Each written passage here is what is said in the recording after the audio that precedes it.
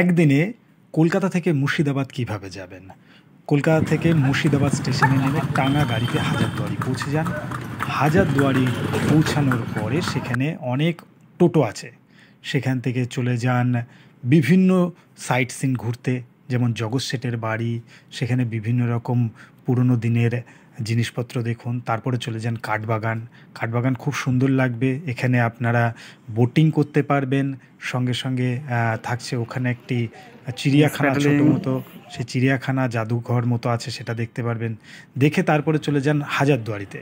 হাজারদুয়ারিতে phone নিয়ে ভেতরে ঢোকা যায় না।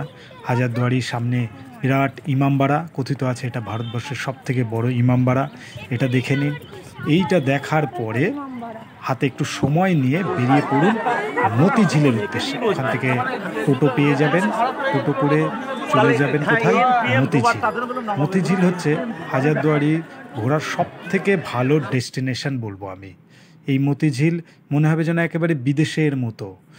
এত সুন্দর রাস্তা, পাইন গাছ, পাম গাছ থেকে শুরু করে বিভিন্ন প্রত্নতাত্ত্বিক জিনিসগুলো ওখানে দেখতে পাবেন। সঙ্গে বিশ্ব বাংলা আছে। এখানে আপনি সাইকেলও নিতে পারেন, দুজন করে বসা যায়, সেই সাইকেলে ঘুরতে পারবেন।